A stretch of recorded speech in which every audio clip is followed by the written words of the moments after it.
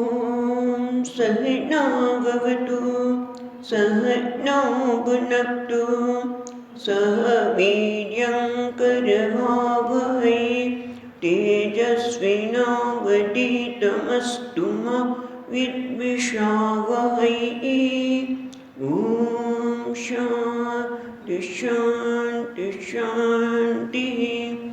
श्रुतिस्मृतिपुराणानाम् आलयं करुणालयं नमामि भगवत्पादं शङ्करं लोकशङ्करं शङ्करं शङ्कराचार्यं केशवं बादरायणं सूत्रभाष्यकृतौ वन्दे भगवन्तौ पुनः पुनः।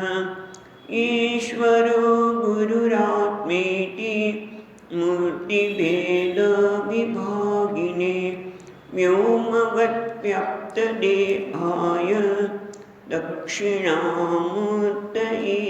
नमः। ॐ पार्थाय प्रतिबोधितां भगवता नारायणेन स्वयं व्यासेन ग्रथितां पुराणमुनिना मध्ये महाभारतम् अद्वैतामृतवर्षिणीं भगवतीम् अष्टादशाध्यायिनीं अम्ब त्वामनुसन्ददामि भगवद्गीते भगवद्वेषिणीम्। यं ब्रह्मा वरुणेन्द्ररुद्रमरुतः स्तुन्वन्ति दिव्यैस्तवैः वेदैः साङ्गपदक्रमोपनिषदैः गायन्ति यं सामगाः। ध्यानावस्थिततद्गतेन मनसा पश्यन्ति यं योगिनः यस्यान्तं न विदुःसुरासुरगणाः देवाय तस्मै नमः। 7वां अध्याय 20वां श्लोक। कामैस्तैस्तैरुतज्ञानाः कामैस्तैस्तैरुतज्ञानाः प्रपद्यन्तेऽन्यदेवताः तं तं नियममास्थाय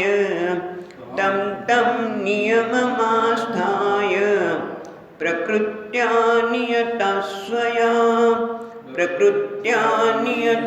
स्वया यो यो यां यां तनुं भक्तः श्रद्धयार्चितुमिच्छति तस्य तस्याचलां श्रद्धां तामेव विदधाम्यहम्।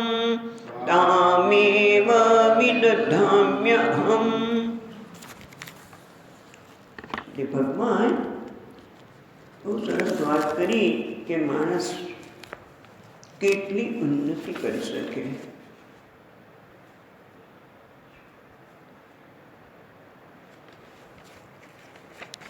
જ્યાં સુધી મારો અહંકાર મારી અહમ બુદ્ધિ વ્યક્તિની અહમ બુદ્ધિ આ દેહ બુદ્ધિ મર્યાદિત હોય તો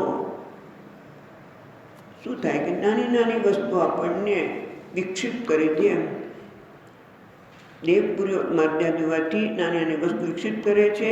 જરાક આપણું ધાર્યું ન થાય તો તરત જ મારું મન વિક્ષિપ્ત થઈ જાય। પણ મહાનતમ વિપુ મહાનતા સ્વમાત્મા સુદુર્લભ વાસુદેવ સર્વમિતિ જેનો અહંકાર એટલો બધો વિસ્તાર થઈ ગયો છે, વાસુદેવ બની ગયો છે, સર્વવ્યાપી બની ગયો છે। એ કેવો બની ગયો છે? મહાત્મા। કારણ કે અહીંયા કહે છે કે મહાત્મા એટલે જેની કોઈ સમાન પણ નથી તો અધિક તો કોણ શકે એવો એ માણસ બની ગયો છે. એટલી ઉન્નતિ કરી શકે કે જ્યાં પછી એને કંઈ મેળવવાનું બાકી રહેતું નથી. નાન વાપ્તમ વાપ્તવ્યમ. ભગવાન પણ ગીતામાં કહ્યું કે મારે કંઈ હવે મેળવવાનું નથી, કારણ કે મહાત્મા બની ગયો છે. એટલો એનો અહંકાર એટલો વિસ્તૃત થઈ ગયો છે કે હવે એને કંઈ મેળવવાનું નથી રહ્યું. એટલે અહીંયા કહે છે એના સમાન તો કોઈ છે જ નહીં, તો અધિક તો કોણ હોઈ શકે. એવી એટલી સુધી હદ સુધી આપણે ઉન્નતિ કરી શકીએ કે વાસુદેવ બની શકીએ. પણ એના માટે એક જ છે કે અહીંયા વાત કરી કે નિશ્ચય થવો જોઈએ, અને એ પણ બહુનામ જન્મના અંતે નિશ્ચય થાય એટલે ટીપે ટીપે સરોવર ભરાય. એમ એક એક કાર્ય મારું પુણ્યનું બને. એનું આપણે કિંચિત કિંચિત પુણ્યાર્જનેના દરેક વખતે પુણ્યનું આપણે સંચય કરી દરેક કર્મ દ્વારા પુણ્ય પ્રાપ્ત કરી. અને શેના માટે? અંતઃકરણ શુદ્ધિ માટે. એ પણ બહુ મહત્વનું છે.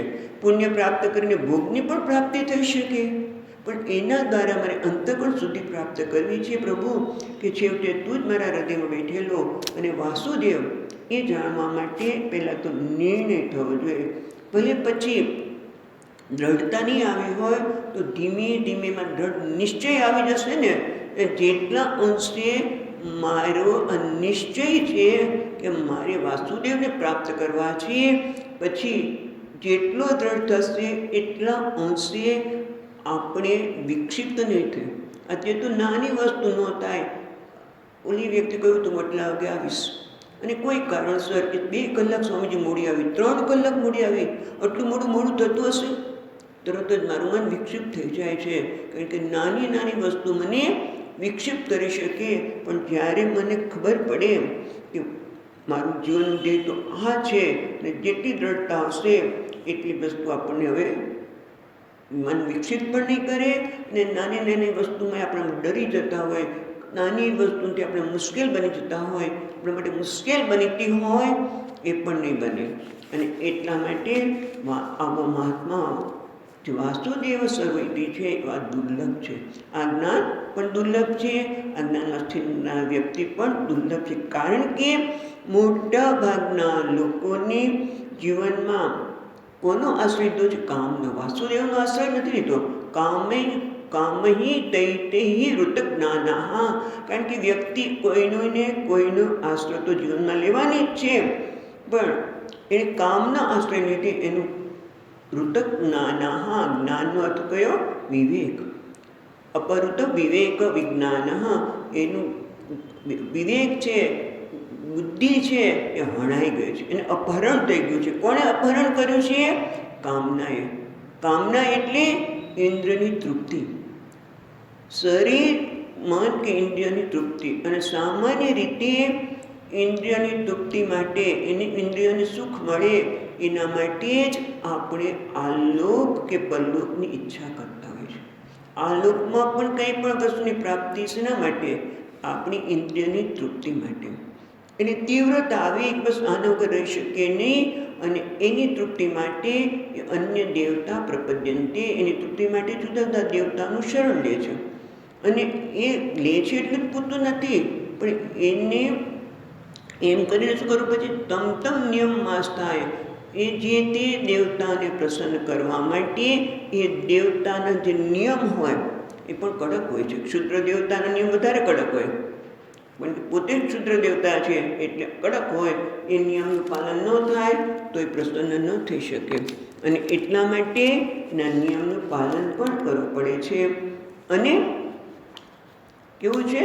પ્રકૃત્યા નિયતા સ્વયા. પણ આવા ક્ષુદ્ર દેવતાનું શરણ કેમ લે છે? કામનાથી એમની વિવેક બુદ્ધિ તો હણાઈ ગઈ છે, પણ પ્રકૃત્યા નિયતા સ્વયા. પ્રકૃત્યા એટલે કે પોતાના પૂર્વજન્મના જે સંસ્કાર છે એને આધારે એ જુદા જુદા દેવનું શરણ લે છે. એટલે પૂર્વ અભ્યાસ વાસના વશીકૃતા સંત. એ પૂર્વજન્મની કે પૂર્વના અભ્યાસની વાસના એટલે સંસ્કારથી એ વશીભૂત થઈ ગયા છે. અને એથી જે તે દેવતાઓનું શરણ લઈને પોતાની કામનાની પૂર્તિ કરે છે. કારણ કે કામના એ જ એની વિવેક બુદ્ધિને હણી લીધેલું છે. અને એક હસવાની વાત છે, એટલે કે જે અન્ય દેવતા છે, જે દેવતા છે વાસુદેવ નથી પણ અન્ય દેવતા છે, તો એની શક્તિ પણ થોડી મર્યાદિત હોય છે. અને એટલે કે તમને એની પાસે જે છે એ જ આપે. પછી બીજી કંઈ વસ્તુ જોઈએ તો બીજા દેવતા પાસે જવું પડે. એક વ્યક્તિ હતી, એના કાશી વિશ્વનાથમાં શીતળા માતાનું મંદિર છે, આપણે અહીંયા શીતલા માતાનું મંદિર છે. અને શીતલા માતાને પ્રસન્ન કર્યા, જલ્દી પ્રસન્ન થઈ જાય. અને માને કે માં મને ઘોડો આપો. કેવો? ઇન્દ્ર પાસે છે ને ઉચ્ચ શ્રવસ્વ. માં કીધું મારી પાસે ઘોડો હતો, શું કામ ગધેડા પર સવારી કરે? એટલે કહેવાનું એ છે કે એ લોકો એમના નિયમને આધારિત રહી અને નિયમ કેવું ફળ મેળવે છે હમણાં પછી જ કહેવાના છે કે અલ્પ ફળ મળવાનું છે. અને છતાં સમય તો તમારે એટલો જ આપવો પડે. એક અન્ય દેવતાઓ છે એનું આરાધના કરવા માટે અને વાસુદેવને બંનેને સમાન આપવું પડે છે. અહીંયા સરસ કહે છે, સમાને મધુસૂદનજી મહારાજ સમાને અપી આયાસે, બંનેને સકામ ભક્ત છે, જે ભેદ દ્રષ્ટિ છે, મારાથી ભગવાન જુદા છે, એમની પાસેથી મારે મેળવું છે તે, અને મારા ભક્ત જે કંઈ કીધું મત ભક્તા યાંતિ મામ અપ્યવેકેશન, એટલે મારા ભક્ત જે ભલે આર્ત છે, અર્થાથી છે, પણ એ છેવટે તો મને જે પ્રપન્ન છે, મારે શરણ આવેલા છે, એ સર્વોત્કૃષ્ટ મોક્ષકા ફળ અનાયાસે પ્રાપ્ત કરે છે. અને આ લોકો શું કરે છે? ખાલી મર્યાદિત ફળ પ્રાપ્ત કરે છે. પણ અમને કહેવાના છે એ ટૂંકમાં એ છે કે પ્રકૃતિને અનુસરીને એ જુદા જુદા દેવતાની આરાધના કરે છે. અને ત્યારે ભગવાને કહ્યું કે યોયમ યામ્યમ તનુ ભક્ત, જે એ લોકો જે ભક્ત જે રૂપની તનુ એટલે ભગવાનના એ જે દેવતાનું જે રૂપ છે એ ભક્ત શ્રદ્ધયા ચિત્તમ ઇચ્છતિ, અને એ તો જ્યારે એમની પાસે પ્રાપ્ત કરું તે શ્રદ્ધા તો હોય જ, શ્રદ્ધાથી એમની અર્ચના કરે છે. ત્યારે ભગવાન કહે છે તસ્ય અચલામ શ્રદ્ધામ તામેવ વિદધામિ અહમ, એ લોકોની જે તે દેવતામાં શ્રદ્ધા છે એને વધારે દ્રઢ કરું છું. તેને હવે આગળ પણ ભગવાન ત્રીજા અધ્યાયમાં કહ્યું બુદ્ધિભેદમ જનયે અજ્ઞાનામ કર્મ સંવેદામ. આ એક બહુ મોટી વસ્તુ છે, સમજવા જોઈએ કે કોઈને બુદ્ધિમાં ભેદ ઊભો ન કરવો. જેને જેમાં શ્રદ્ધા છે એ શ્રદ્ધા એને ટકાવી રાખે. ભગવાન અહીંયા જ કહે છે, આગળ પણ ત્રીજા અધ્યાયમાં કહ્યું અને અહીંયા પણ એ જ કે તસ્ય ચલામ શ્રદ્ધામ તામેવ વિદધામિ અહમ, હું એની શ્રદ્ધાને હું દ્રઢ કરું છું. કે તે એની ફળ આપીને એ વસ્તુ હવે આપણને 22મા શ્લોકમાં કહે છે. પણ ટૂંકમાં એક વસ્તુ છે કે કોઈને શ્રદ્ધાને ડગાવી જોઈએ નહીં, કારણ કે તમારામાં શ્રદ્ધા એને જાગૃત થઈ નથી, અને બીજામાં જ્યાં શ્રદ્ધા છે ત્યાં તમે એને ડગાવી દો, તે માણસને કશું નથી કરવાનું. અતો ભ્રષ્ટ તત્વ ભ્રષ્ટ. એ કરતાં જ્યાં છે ત્યાં ભલે એ કરે, અને પછી તમે જો એ તમને સમજી શકે તો આપણે બતાવીશું કર્મથી પણ ઉપર કઈ વસ્તુ છે. પણ પહેલાં તો જ્યાં કરી રહ્યો છે, જે દેવતાની આરાધના કરી રહ્યો છે, એમાં ભગવાન પણ કહે છે હું એની શ્રદ્ધાને સ્થિર કરું છું, દ્રઢ કરું છું, કે જેથી વધારે પાછું એક દેવતાની આરાધના કરે. અને એક દિવસ મારી પાસે જરૂર આવશે, ભગવાન કહે છે. એટલે 22મો શ્લોક, સતયા શ્રદ્ધયા યુક્ત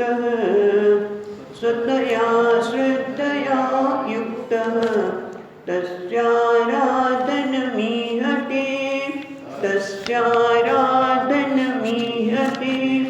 લભતે ચ તતઃ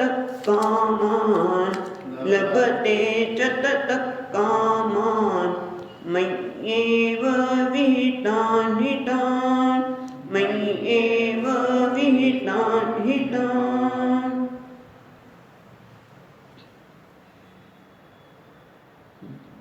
સતયા સ એટલે જે કામી, સ એટલે અહીંયા જે કામી છે, જે કામનાથી એનું વિવેક જ્ઞાન હણાઈ ગયું છે એની વાત કરે છે. સ એટલે એ કામી છે, દયા શ્રદ્ધયા એટલે તેની શ્રદ્ધા એટલે કે મત વિહિતાયા, જેની શ્રદ્ધા મેં એની વધારે છે, સ્થિર કરે છે. ભગવાન કહે છે સ એટલે જે કામી છે, તયા શ્રદ્ધયા યુક્ત તસ્યા આરાધન મીયતે, તયા શ્રદ્ધા જેની શ્રદ્ધા મેં દ્રઢ કરી છે એનાથી યુક્ત, એનાથી જોડાઈને તસ્યા રાધન મીયતે આરાધન ઈહતે એટલે કરે છે, તે દેવતાની આરાધના કરે છે. લભતે ચ તત કામાન, અને એ દેવતાની આરાધના કરે છે ત્યારે તતઃ ત્યાર પછી તેને કામાન લભતે, એની કામનાની પૂર્તિ થાય છે. જે તે કામનાની ઈચ્છા કરે છે એ કામના એને ફળે છે. પણ એ ફળ આપનાર કોણ છે? ભગવાન કહે છે મય્યેવ વિહિતાન હિતાન. હિ એટલે પ્રસિદ્ધ. આ પ્રસિદ્ધ છે કે હું જ મારા વડે મય્યેવ એટલે મયા એવ એટલે મારા વડે જ વિહિતાન જે નક્કી કરેલું છે, એટલે કે નિમિત્તાન હું જ આપું છું. વિહિતાન એટલે મારા વડે નક્કી કરેલું, અને હું જ એને કર્મનું ફળ અથવા તેની કામના પૂર્તિ હું જ કરું છું. એટલે હું કોણ? તો કે સર્વેજ્ઞ આપણે પરમેશ્વર સર્વજ્ઞેન સર્વ કર્મફળદાયિનામ તત્ત દેવા અંતર્યામીનામ વિહિતા. પહેલાં તો એક બહુ મહત્વની વસ્તુ છે કે જે તે દેવતાની આરાધના થાય છે એના અંતર્યામી તરીકે પણ પરમાત્મા કે હું જ છું. એ દેવતા તો ઈશ્વર છે, એટલે અમુક પ્રકારની સત્તા કીધું ને એમની પાસે જરૂર હોય છે, અને એ પ્રમાણે એ તમને ફળ પણ આપે છે. એટલે ભગવાન કહે છે ભલે ગમે તે કામના લઈને એ દેવતા પાસે જાય તો એમની કામનાને હું પૂરી કરું છું. કેવી રીતે? ફળ આપીને. પણ હું કેવી રીતે ફળ આપું છું? તો કે એ દેવતાનો અંતર્યામી છું. એ દેવતાઓના અંતરમાં પણ હું રહેલું છું. અને હું કોણ છું? પરમેશ્વર. એટલે બધા ઈશ્વર છે, હું પરમેશ્વર છું. હું સર્વજ્ઞ છું અને સર્વ કર્મ ફલદાયી, સર્વ કર્મનું ફળ આપનાર છું. એટલે ગઈકાલે પણ આપણે વાત કરીને કે મહિમ્નમાં પણ કહે છે ક્રતો સુપ્તે જાગૃતિ. પ્રભુ અમને ખબર છે કે મારું કર્મ તો સૂઈ જાય છે, જડ છે, પણ અમને વિશ્વાસ છે તમે અમારા જામીન બનશો અને અમારા કર્મનું ફળ તમે આપશો. એટલે કર્મફળ દાતા પરમેશ્વર છે. એટલે કર્મફળ દાયીન તત્ત દેવતા અંતર્યામીન વિહિતાન, એટલે તત્ફર્મ વિપાક સમયે.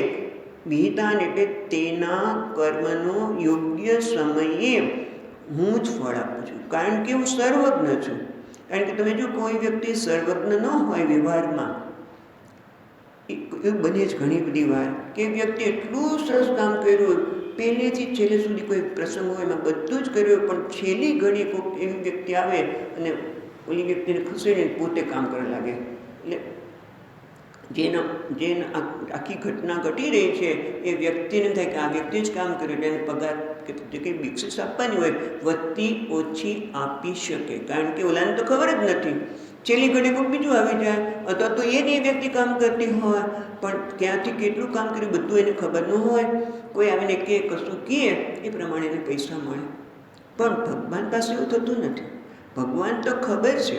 ભગવાન કે સર્વજ્ઞ સર્વ કર્મફળ દાતા. હું સર્વજ્ઞ પણ છું અને એ કર્મ પણ આપવાની શક્તિ પણ ધરાવું છું. સર્વજ્ઞ છું એટલે કે એ ક્યારે એણે કયું કર્મ કર્યું, કયા ભાવનાથી કર્યું. બહારથી ગમે તે લાગતું હોય પણ એની ભાવના કયા પ્રકારની હતી એ બધું જ મને ખબર છે. હું સર્વજ્ઞ છું અને બધાને કર્મફળનું દાન હું જ આપું છું. એટલે એની કામના હું જ પૂરી કરું છું. મારા દ્વારા વિહિતાન એટલે મારા દ્વારા જ એની કામના પૂરી થાય છે.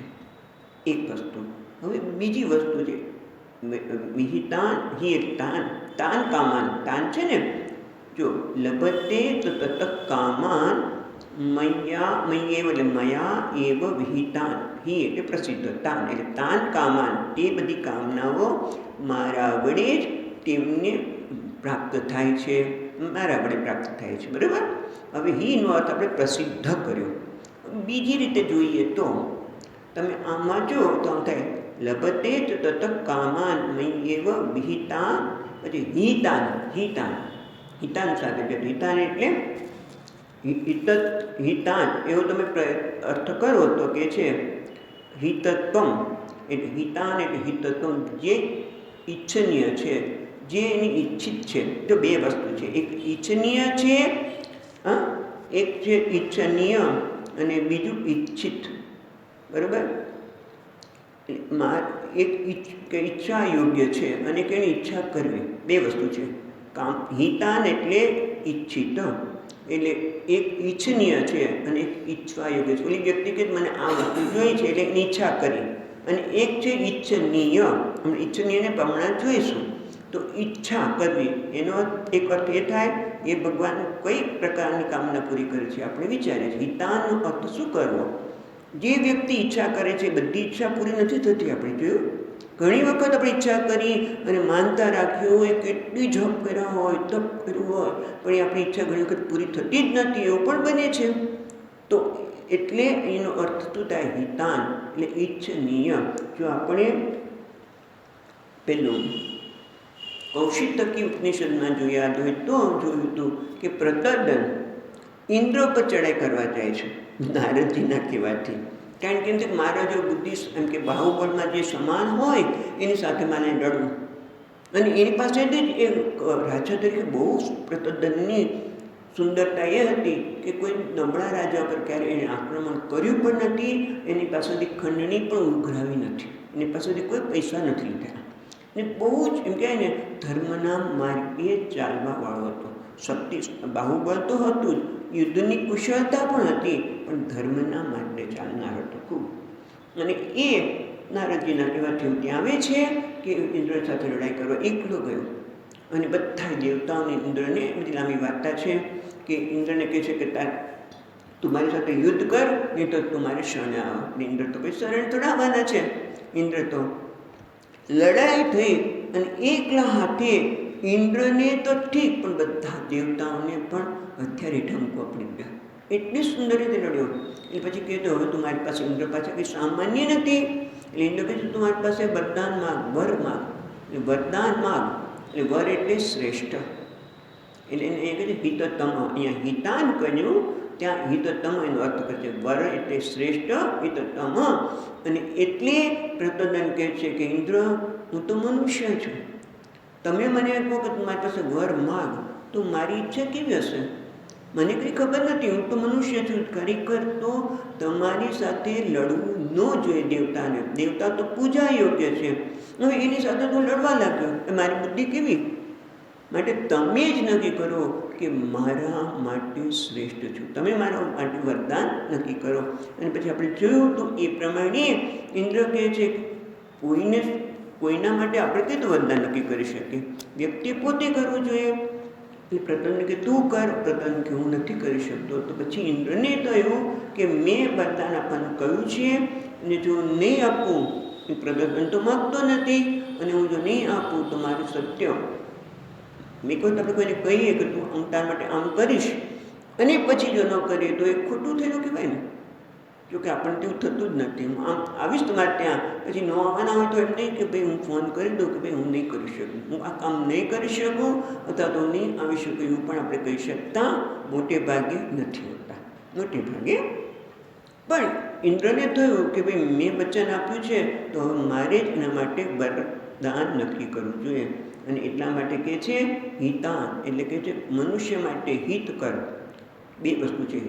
એક છે કામ છે એ હિતા નથી હોતા, ન કામાહા ન હિતાહા.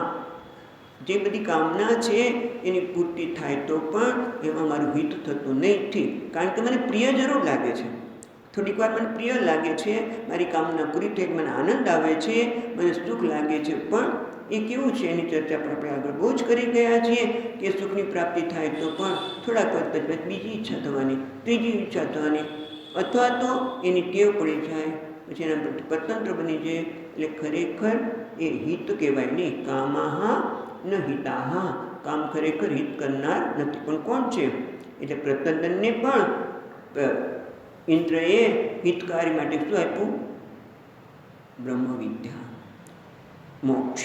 એ જ હિતકારી છે. એટલે હિતાન એટલે ભગવાન અહીંયા શંકરાચાર્ય હિતાનો અર્થ કહે છે. હિતાન એટલે મોક્ષ અથવા તો બ્રહ્મવિદ્યા એ જ મનુષ્ય માટે હિતકારી છે. એટલે ભગવાન કહે છે, બીજો અર્થ આપણે કરીએ, હિતાન જો સાથે લઈએ તો ભગવાન કહે છે તો એ મારા વડે તેમનું જે રીતે હિત થાય એ રીતે મેં એની કામનાઓની પૂર્તિ કરું છું, કે કરું છું અથવા તો નથી કરતી, એવું પણ થઈ શકે ને. હવે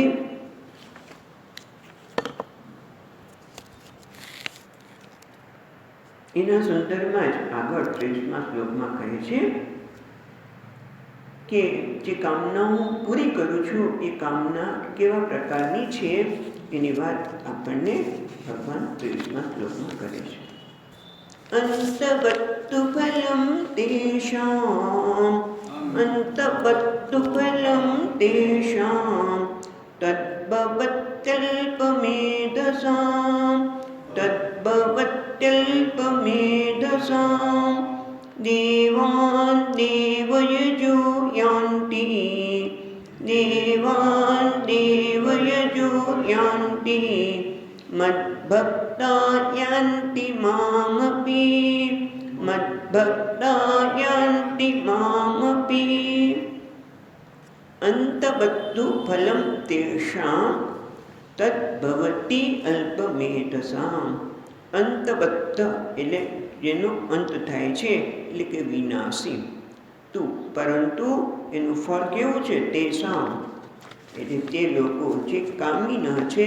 જો કે અહીંયા એનું કામીના નથી શબ્દ વાપરતા ભગવાન એને કહે છે અલ્પમેધસામ. જેની મેધા બુદ્ધિ કેવી છે? અલ્પ.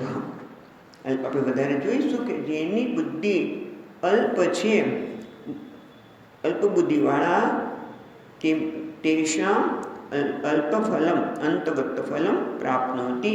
એ લોકો જે કામના કરે છે એનું જે ફળ છે એ કેવું છે? અંતવત્ત નાશવંત. પણ અલ્પબુદ્ધિવાળાને પ્રાપ્ત થયેલું ફળ કેવું છે? નાશવંત છે. પછી જો દેવાન દેવ યજો યાન્તિ મદ્ભક્તા યાન્તિ મામપી. દેવયજ દેવતાનું યજન કરનાર એને કહે છે દેવયજ. જે દેવયજ છે એટલે દેવોને પૂજનાર, દેવતાનું યજન કરનાર. દેવાન યાન્તિ એ દેવતાને પ્રાપ્ત કરે છે. મદ્ભક્તા યાન્તિ મામ અપી અને વળી અથવા તો અપી વળી પણ થાય ને જ. અને મદ્ભક્તા ભગવાન કે મારા ભક્તો યાન્તિ મામ અપી મારા ભક્તો મને જ પ્રાપ્ત કરે છે. અપીનો જકારા કરે એ અહીંયા કરે છે એ મને જ પ્રાપ્ત કરે છે. એટલે આ રીતે જે અલ્પમેધસ છે જેની બુદ્ધિ અલ્પ છે એ લોકોને પ્રાપ્ત થતું ફળ કેવું છે? અલ્પ છે, નાશવાન છે. અને દેવોની પૂજનારા દેવને પ્રાપ્ત કરે છે અને મારા ભક્તો મને જ પ્રાપ્ત કરે છે. હવે આપણે વિચારીએ કે અલ્પમેધસામ એવો શબ્દ શા માટે ભગવાન આપ્યો? અલ્પમેધા એટલે બુદ્ધિ. ખરેખર જે કામના કરી રહ્યા છે વ્યક્તિ, એ વ્યક્તિને અલ્પબુદ્ધિવાળો કેવી રીતે કહી શકાય? તો વ્યવહારમાં જો તો એટલા કુશળ હોય, આપણે આપણી બુદ્ધિ પણ કામ ન કરે એ ફટાફટ બધું કોઈ વ્યવહારિક કાર્ય હોય તો એ વ્યવહારિક કાર્ય કરી નાખીએ. એને કહેવાય ને એટલું તો આગળનું જોઈને એ ફટાફટ એ પ્રમાણે નિર્ણય પણ લેતો હોય. આગળ મને ભવિષ્યમાં શું મળશે, શું કરવું, આમ તેમ બધું એટલું બધું એ કરતા હોય છે. છતાં ભગવાન એવી વ્યક્તિના સંદર્ભમાં કહે છે અલ્પમેધસામ, જેની બુદ્ધિ અલ્પ છે એટલે કે મર્યાદિત છે. કારણ કે એ મર્યાદિત વસ્તુનું સાથે સતત સંપર્કમાં આવે છે. તમે જેના સંપર્કમાં આવો એવા થઈ જાઓ છે ને, તમે જેનો સંગ કરો એવું થઈ જાય. એક મર્યાદિત વસ્તુના કામના કેવી છે? જે કામના પૂરી થાય છે કેવી છે? મર્યાદિત છે. એટલે એને મર્યાદિત કામનાનું ફળ પણ કેવું છે? મર્યાદિત જ હોય. એટલે કીધું શ્રેયસ્થ પ્રેયસ્થ મનુષ્ય મેતો. કઠોપનિષદ કહે છે કે મનુષ્યની સામે બે વસ્તુ આવે છે, શ્રેયસ અને પ્રેયસ. પણ મોટા ભાગના લોકો શ્રેયસનું એટલે ભગવાનનું વર્ણન નથી કરતા.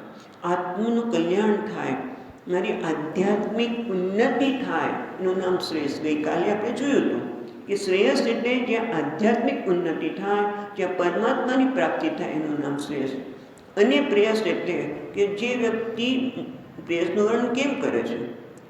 મોટે ભાગે યોગક્ષેમની ચિંતા, જે વસ્તુ નથી એની પ્રાપ્તિ અને જે પ્રાપ્ત થયું છે એને રક્ષણ કરવું એ મારી જવાબદારી છે એવું માનીને યોગક્ષેમની ચિંતાને ભરેલી વ્યક્તિ જ આ પ્રેયસનું વર્ણન કરે છે. પ્રેયસ એટલે ભૌતિક ઉન્નતિ. આપણે ભૌતિક ઉન્નતિ સામે વિરોધ નથી કરતા, પણ ભૌતિક ઉન્નતિ જ મારા જીવનનું ધ્યેય છે. આ જ પૈસો મારો પરમેશ્વર. ભૌતિક એટલે પૈસો નથી, સત્તા, સંપત્તિ, પુત્ર, પરિવાર બધું જ આવી જાય અને એને જ પોતાના જીવનનું ધ્યેય માને છે, એટલે એને કહે છે અલ્પમેધસામ. અને અમે જો કે અલ્પમેધા એટલે કે જે પ્રેયસનો અલ્પમેધા જેની મેધા અલ્પ છે અથવા તો જે પ્રેયસનું વરણ કરે છે, એટલે કામના દ્વારા કામના છે, કોઈ પણ કામનાની પૂર્તિ માટે મારે કર્મ કરવું પડે, બરાબર. એ કર્મ છે તમે જુઓ એ દેશ, કાળ અને વસ્તુમાં મર્યાદિત છે. હું જે કર્મ કરું છું એની મર્યાદા હોય છે, સમયની મર્યાદા. ગમે તેટલું લાંબુ કર્મ હોય ને, ઘણા લોકો સવારથી રાત સુધી પણ કામ કરતા હોય. આપણે ઘણી વખત યજ્ઞ કરતા હોય, સ્વામી આપણે 7 વાગ્યાના બેઠા ગીતાનો યજ્ઞ કરતા હોય, એક મંત્ર બોલાતા જાય, એક શ્લોક બોલાતા જાય, 2 વાગી ગયા, પણ પછી તો એનો અંત આવે ને. તમે ગમે તેટલા લાંબા સમય સુધી કર્મ કરો, ઈશ્વરને આરાધના કરો, તો પણ એની મર્યાદા તો આવી જવાની છે. અને અમુક સમય થાય, અમુક સમય પછી મર્યાદા આવી, દેશની મર્યાદા આવી, એટલે જે કર્મ દેશ, કાળ અને વસ્તુની મર્યાદામાં છે એનું ફળ પણ કેવું મર્યાદિત જ હોય. એટલે કે છે જે પરમાત્મા છે, જેને પ્રાપ્ત કરવા માટે ખરેખર મનુષ્ય જીવન મેળવ્યો છે, પણ બધા મોટે ભાગના દેવયજો યાંતિ દેવાન, દેવયજ દેવાન યાંતિ, મોટે ભાગે દેવતાનું જ યજન કરે છે. જેમ કારણ કે પ્રિય માર્ગી છે, અને આપણે જોયું ને કે તેમની કામના હણાઈ ગઈ છે. કામના લીધે એમની બુદ્ધિ હણાઈ ગઈ છે. પણ ખરેખર આપણે હમણાં જ જોયું ભૂમા છાંદોગ્ય ઉપનિષદનો 7મો અધ્યાયનું અધ્યયન કરતા ત્યારે નારદજીને છેવટે કહે છે, ના અલ્પે સુખમ ભૂમા એવ સુખમ, ભૂમા એ સુખ છે. સુખ અલ્પમાં ક્યારેય સુખ નથી, કારણ કે અલ્પ વસ્તુની પ્રાપ્તિ કરીશું તો અલ્પ સુખ મળશે, મર્યાદિત સુખ મળશે. બધી આપણી કામનાનું જે કંઈ ફળ છે કેવું છે, અલ્પ, મર્યાદિત છે. અમર્યાદિત તો કોણ છે?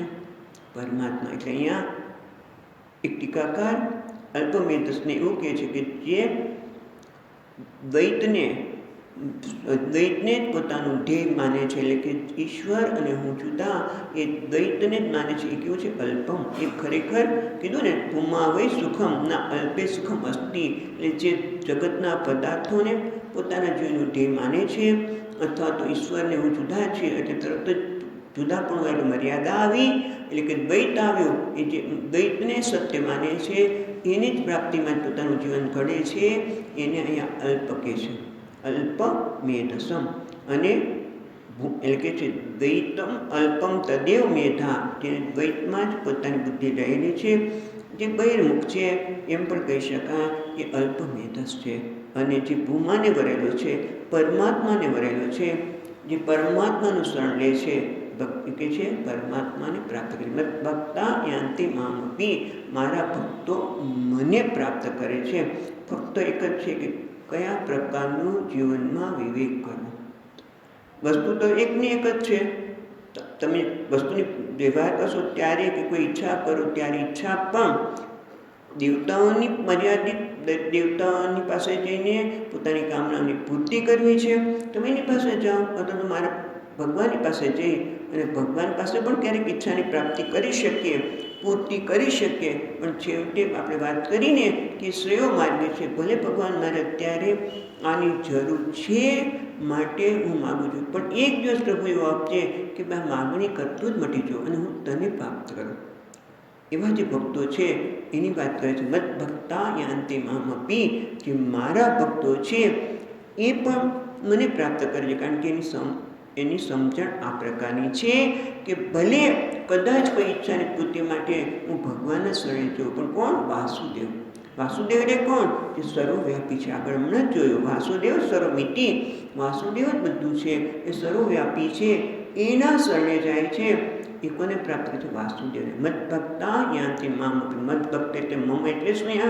વાસુદેવ પરમાત્મા, જે સર્વજ્ઞ, સર્વકર્મ ફળદાતા છે, એના શરણે જાય છે, એ એને પ્રાપ્ત કરે છે. એટલા માટે આપણે અહીંયા શંકરાચાર્ય મહારાજ કહે છે કે સમાને અપી આયાસે માં ન પ્રપંચન્તે અંત ફલાય.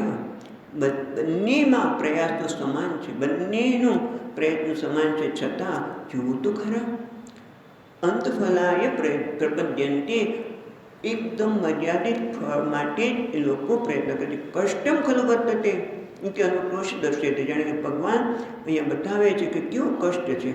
એટલે આના માટે એક નાનકડી વાર્તા યાદ આવી કે વસ્તુ તો સામે છે જ, પણ કયા પ્રકારની બુદ્ધિ, નિર્ણય, વિવેક કરવો એ આપણા હાથમાં છે. આ વાર્તા આપણે બધાએ સાંભળી જ છે, પણ છતાં એક ખરેખર એવો નિર્ણય બહુ જ ઓછા લોકોને થતો હોય છે. તે રાજા હતો અને રાજાને એક વખત વિચાર આવ્યો કે આ શુક્રવારે બધા માટે બધી વસ્તુ ખુલ્લી મૂકી દે, જે માગીએ એમ બધું જ હું આપીશ. અને રાજા કે હું એક મોટો બગીચો છે એમનો રાજાનો રાજમહેલમાં, અને ત્યાં મારા એમ રૂમમાં હું રહીશ. મારી પાસે જે આવશે, જે માગશે હું આપી દઈશ. એ બધું ખુલ્લું મૂક્યું. અને જેવો રાજમહેલનો બગીચો પણ મોટો હતો, એ લોકો આવતા જ ગયા. પણ એ બગીચામાં એટલો વિશાળ બગીચો કે એમાં અનેક વસ્તુ, પહેલાં તો આવ્યા તે ખાણીપીણી, પહેલાં સ્ટોલ ખાણીપીણીના, ખાવાના, બધું મફત. અને જાત જાતની સુગંધ આવે. અને હા, કોઈને પીઝા ભાવતા હોય, કોઈને પાણીપુરી, આ બધી મીઠાઈ, બધું ખાલી ફરસાણની મીઠાઈ. એટલે મોટાભાગના લોકોને કહ્યું અહીંયા ફ્રી છે, જેને જેટલું ખાવ એટલું ખાઓ. એટલે મોટાભાગના લોકો ખાવા મારી ગયા. પછી આગળ ગયા તો કાપડની દુકાન, હા, સુંદર સુંદર કપડાં, જેને જે જોઈ લઈ જાઓ મફતમાં. એટલે મોટાભાગના ત્યાં રોકાઈ ગયા. આગળ ગયા તો ઘરેણાની દુકાન, એ પણ બધી મફત. લોકોને તો કાપવા, રાજાને ખૂબ ઉદાર થઈ ગયા છે, જે જોઈ બધું મફત. એ પાછા ઘરેણાના ઓલામાં આવી ગયા, એ જુદા ઘરેણા લેવા લાગ્યા. જેમ જેમ આગળ જાય એમ લોકો અટકવા માંડ્યા. એક જ વ્યક્તિઓ નીકળ્યો કે મારે કશું જોઈતું નથી, મારે તો રાજાને મળવું છે, બસ. મને રાજા પાસે એક જ વ્યક્તિ જોઈએ. કારણ કે મોટે ભાગે લોકો શું છે, અંતવત્તુ ફલમ તેસામ, અંતવાળા ફળમાં જ મોટા ભાગને માણસ અટકાઈ જાય છે. એ વિવેક જાગૃત થતો નથી કે હું રાજા પાસે તો રાજાને મળીશ તો હું રાજા બની જઈશ, હું રાજા બની જઈશ. જેમ આવી વાત બીજી એ નાનકડી તમે સાંભળી છે, ખાલી યાદ કરાવી દે કે રાજા હતા, એ બધાને રાણીને પૂછે તમારા માટે બહારગામ જાઉં છું ઉપદેશ, તો તમારા માટે શું લાવો? કોઈ આ માગ્યું, આ માગ્યું. એક જ રાણી હતી કે મને તમે જોઈએ છો, તમે આવો મને બધું મળી જવાનું છે. એ મોટે ભાગે લોકો દેવ કે છે દેવાન યજ, દેવતાનું પ્રાપ્ત કરે, દેવ પણ બની જાય, ઇન્દ્ર બની જાય. પણ ઇન્દ્ર બન્યા પછી શું? કેટલો વખત ઇન્દ્ર તરીકે રહેવાના? પાછું એક સમય તો એવો આવવાનો છે કે ઇન્દ્રનું પદનો પણ ત્યાગ કરવાનો છે, બ્રહ્માજીનો પદ પણ ત્યાગ કરવાનો છે. અને જે મારો ભક્ત બને છે, પછી કોઈને ત્યાગ કે પાછું આવવાનું રહેતું જ નથી. એ મારા જેવું મહાન બની જાય છે. એટલે મત ભક્તા એ અંતિમમાં આ બંનેનો પ્રયાસ સમાન હોવા છતાં કેટલું કષ્ટ છે કે મોટાભાગના લોકો મારું યજન કરતા નથી, મારું વરણ કરતા નથી, કારણ કે એની વિવેક બુદ્ધિ અણાઈ ગઈ છે. અને એ જ વસ્તુ કિમ નિમિત્તમ મામ એવ ન પ્રપદ્યંતે, જો મને શરણે થાય તો હું એને પ્રાપ્ત થઉં છું. મદ ભક્તા યાંતિ મામ અપી, મારા ભક્તો મને જ પ્રાપ્ત કરે છે. તો પછી કેમ ભગવાનનું શરણ નહીં લેતા હોય? એના માટે પાછા 24મા શ્લોકમાં ભગવાન કહે છે, 24મો શ્લોક, અવ્યક્તમ વ્યક્તિમાપન્નમ, અવ્યક્તમ વ્યક્તિમાપન્નમ મન્યન્તે મામ બુદ્ધયઃ, મન્યન્તે મામ બુદ્ધયઃ પરમ ભાવમજાનन्तઃ, પરમ ભાવમજાનन्तઃ મમાવ્યયમનુત્તમં, મમાવ્યયમનુત્તમં. એટલે ભગવાન જો કેવા કેવા શબ્દો અવિવેકી માટે વાપરે છે. અલ્પમેધસ કયું? આગળના શ્લોકમાં અહીંયા કહે છે અવ્યક્તમ વ્યક્તિમ આપન્નમ મન્યન્તે મામ અબુદ્ધય, અબુદ્ધય એટલે બુદ્ધિ વગરનો, અબુદ્ધય. અહીંયા અલ્પમેધસામ કયું? અહીંયા કહે અબુદ્ધય, જેની બુદ્ધિ નથી. એટલે કે અલ્પમેધસામ જ કહેવાય, ઓછી છે, સાવ નથી. એવું કે અ છે, એના ઘણા અર્થ થાય. ખરેખર તો નકારા છે, નંજને જ સંસ્કૃતમાં સંધિ લીધે અ થયો છે, ન બુદ્ધય. પણ આ અલ્પ અલ્પના પ્રમાણે છે. બુદ્ધિ નથી એવું નથી, પણ ઓછી બુદ્ધિ છે, એટલે અબુદ્ધય. હવે આપણે અર્થ જોઈએ તો શું કહે છે? અવ્યક્તમ. અવ્યક્તમ વ્યક્તિમ આપન્નમ મન્યન્તે મામ. મને, હું કોણ છું? અવ્યક્ત. મામ, હું જે અવ્યક્ત છું એને વ્યક્ત આકારવાળો મને માને છે. કોણ માને છે? જે અબુદ્ધય છે, જેની બુદ્ધિ ઓછી છે તે. પરમ ભાવમ અજાનંત. પરમ ભાવમ, મારો જે પરમ શ્રેષ્ઠ ભાવ છે એને અજાનંત, એને ન જાણતા. શું હું કેવો છું? મમ અવ્યયમ અનુત્તમમ. મારો જે અવ્યય, અવ્યય એટલે જેનો વ્યય થાય નહીં, જે અવિનાશી છે, અને અનુત્તમ, જો આગળ પણ એક શબ્દ આવી ગયો હતો, અહીંયા પણ અનુત્તમ એટલે કે ન ઉત્તમ, પછી આગળ અનુત્તમ એટલે કે જે ઉત્તમ, જે એના સિવાય બીજું કોઈ છે જ નહીં. અનુત્તમ એટલે ઉત્તમ ખરેખર અર્થ થાય, જે ઉત્તમ શ્રેષ્ઠ છે. મારો ભાવ કેવો છે? પરમ છે, અને અવ્યય છે, અને શ્રેષ્ઠ છે. એને ન જાણવાના લીધે એ લોકો મારા પરમ ભાવને જાણતા નથી. હું કેવો છું? અવ્યય છું, અને અનુત્તમ એટલે ઉત્તમ છું. પણ કોણ છે આ લોકો? અબુદ્ધય, જેની અલ્પ બુદ્ધિ છે, જેનામાં વિવેકના અભાવને લીધે માણસ કેટલું બધું ગુમાવે છે. એ આપણને આગળના શ્લોકમાં બતાવ્યું. અહીંયા હવે પાછા કહે છે કે અબુદ્ધય એ મને શું છે? અવ્યક્ત એટલે દેહ ગ્રહણ માત્ર પ્રાગ. ખરેખર તો હું દેહધારી નથી. હું કેવો છું? અવ્યક્ત છું, એટલે કે દેહ આપણે ઇન્દ્રિય ગોચર નથી. અવ્યક્તનો કે અપ્રકાશમ એટલે કે ઇન્દ્રિય ગોચર નથી. હું ઇન્દ્રિય દ્વારા એમને જાણી શકાય એવું નથી. પણ છતાં પણ મોટાભાગના લોકો મને વ્યક્ત ઇન્દ્રિયનો વિષય માને છે, રૂપ માને છે. એવું ખોટું નથી. ઘણી વખત ભક્તની એવી તીવ્રતા હોય કે અમુક રૂપમાં મારે દર્શન કરવા, તો ભગવાન એ રૂપમાં પણ દર્શન આપે છે. પણ એ રૂપ તો ખરેખર મર્યાદિત નથી. જેમ ભગવદ્ ગીતામાં આપણે ચોથા અધ્યાયમાં જ આપણે જોયું કે ભગવાન શ્રી કૃષ્ણ કહે છે કે આ મારું રૂપ છે. અર્જુનને કહે છે કે આ કેવું છે? માયા માનુષ રૂપમ. ખરેખર મારું ત્યારે બહુ જ આપણે અવતારવાદની ચર્ચા કરી ત્યારે ચોથા અધ્યાયમાં, ત્યારે આપણે જોયું અજોપીસન અવ્ય આત્માપીસન ભૂતાના ઈશ્વરોપીસન. ત્યાં પણ નથી હું અજન્મ હોવા છતાં જન્મ લઉં છું, પણ આ મારો જન્મ એ પંચમહાભૌતિક દેહનો નથી. માયા માનુષ પ્રાતિભાષિક દેહ છે, ચિન્મય દેહ છે, પણ છતાં લોકો મને એક વસુદેવના ઘરે જન્મેલો માને છે. એક અર્થ આપણે અહીંયા જોઈએ છે. બધી રીતે આપણે અર્થ જોઈશું, બંને રીતે અવતારના રૂપે અને ભગવાનનું જે નિર્વિશેષ રૂપ છે, અવ્યક્ત, કે ઇન્દ્રિય ગોચર નથી, જેનો કોઈ વિશેષ નથી. અવ્યક્ત કેમ છે? ઇન્દ્રિયનો વિષય બનતો નથી, કારણ કે કોઈ વિશેષ આકારમાં નથી. નિર્વિશેષ છે, અને આપણા બધાને જીવનમાં આ જ ઝંખી છે, જેનો કોઈ વિશેષ નથી. જેમ કે ભૂમા, જે ભૂમા સુખ એટલે ભૂમા એટલે કે જેમાં કોઈ પણ મર્યાદા ન હોય, નિરઅતિશય, નિર્વિશેષ. એ જ આપણા બધાના જીવનનું ધ્યેય છે, અને પરમાત્મા એ જ છે, અને મારું પણ એ સ્વરૂપ છે. એ કેવી રીતે છે એ પહેલાં જોઈશું. એ પહેલાં ભગવાનના સંદર્ભમાં જોઈએ તો ભગવાન જે નિર્વિશેષ છે, અવ્યક્ત છે, જેનો કોઈ આકાર નથી, એને આકાર માને છે અબુદ્ધ, કારણ કે અવિવેકના લીધે અને પરમ ભાવને ન જાણવાના લીધે એ મને એક વ્યક્તિ વિશેષ તરીકે માને છે. જેમ કે ભગવાન આપણે શ્રી કૃષ્ણના સંદર્ભમાં જોઈએ તો પણ ભગવાનનો જન્મ, કારણ કે છે ને ચોથા જન્મ કર્મ છે મે દિવ્યમ એવમ યોગેતી તત્વ.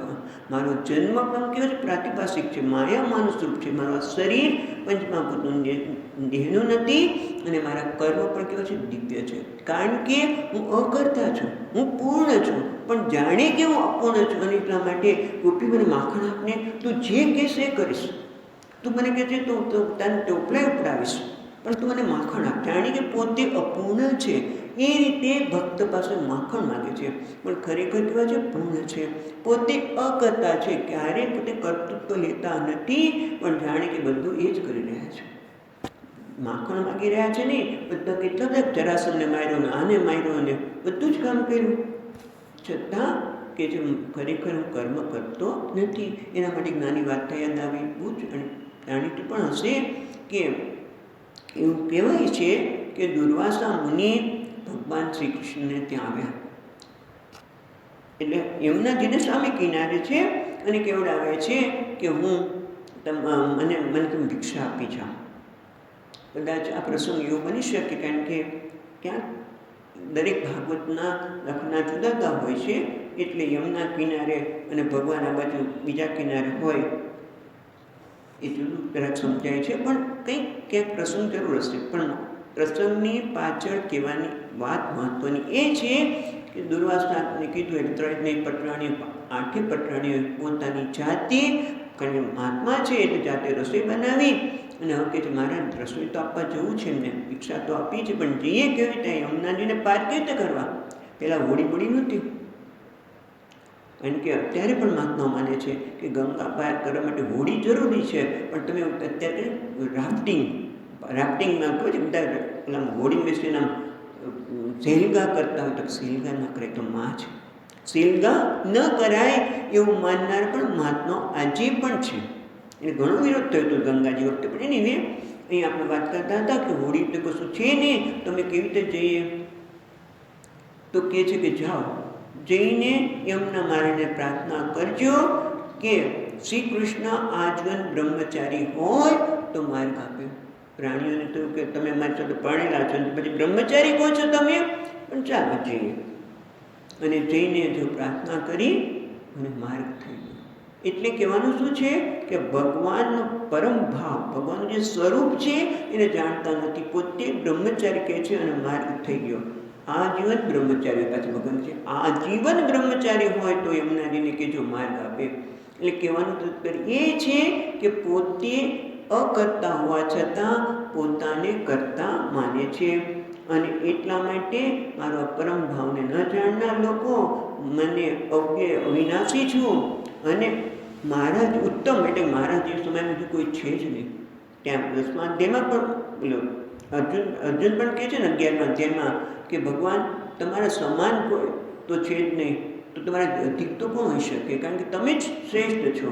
અને એ ભાવને જાણતા નથી. હવે આ જ વસ્તુ આપણને બધાને પણ લાગુ પડે છે, કારણ કે બધાનું સ્વરૂપ એવું છે, અવ્યક્ત છે, નિરુપાધિક પૂર્ણ છે, ઇન્દ્રિય ગોચર નથી, પણ છતાં હું એક ઉપાધિમાં મારી જાતને મર્યાદિત માનીને હું મારી જાતને અપૂર્ણ માનું છું. અને અપૂર્ણ માની અને પછી દેવતાનું યજન કરું છું. જો બુદ્ધિ કામનાથી હણાઈ ગયો તો દેવતાનું યજન કરીએ અથવા તો ભગવાન શરણ લે, પણ ખરેખર તો છેવટે શું છે, હું પણ પૂર્ણ જ છું. અને છતાં અપૂર્ણ માનીને જગત પાસે માગણી કરું છું. એટલે પરમ ભાવ અજાનંત, એટલે મારો પણ જે પરમ ભાવ છે, પૂર્ણ ભાવ છે એ નથી જાણતો. હું પણ કેવો છું, ભગવાન જે અવ્યય અને અનુત્તમ છે એમ ભગવાન હું પણ એમ છું, કારણ કે વાસુદેવ સિવાય કશું જ નથી. એટલે આ શ્લોક એક વ્યક્તિને પણ લાગુ પડે છે અને અહીંયા ભગવાન પોતાના સંદર્ભમાં કહે છે. બંને વસ્તુ છે કે અવ્યક્તિ વ્યક્તિમાં પણ હું અવ્યક્ત હોવા છતાં એક વ્યક્તિ રૂપે, એક રૂપ તરીકે મને માને છે. મન્યંતે કોણ? અબુદ્ધય, જે અલ્પબુદ્ધિવાળા છે તે, કારણ કે મારા પરમ ભાવને જાણતા નથી અને હું જે અવિનાશી અને અનુત્તમ છું એને પણ મારા પરમ ભાવને એ લોકો જાણતા ન હોવાથી અને એક વ્યક્તિ માનીને મારી સાથે વ્યવહાર કરી રહ્યા છે. વિશેષ ચર્ચા આપણે આવતી વખતે કરીશું. ઓમ પૂર્ણમદ પૂર્ણમિદં પૂર્ણાત પૂર્ણમુદચ્યતે પૂર્ણસ્ય પૂર્ણમાદાય પૂર્ણમેવાવશિષ્યતે. ઓમ શાંતિ શાંતિ શાંતિ. શંકરં શંકરાચાર્યં કેશવં બાદરાયણં સૂત્રભાષ્યકૃતૌ વંદે ભગવन्तૌ પુનઃ પુનઃ. ઈશ્વરો ગુરુરાત્મેતિ મૂર્તિભેદવિભાગિને વ્યોમવદ્વ્યાપ્તદેહાય દક્ષિણામૂર્તયે નમઃ. ઓમ શાંતિ શાંતિ शान्तिः। हरिः ॐ। श्रीगुरुभ्यो नमः। हरिः ॐ।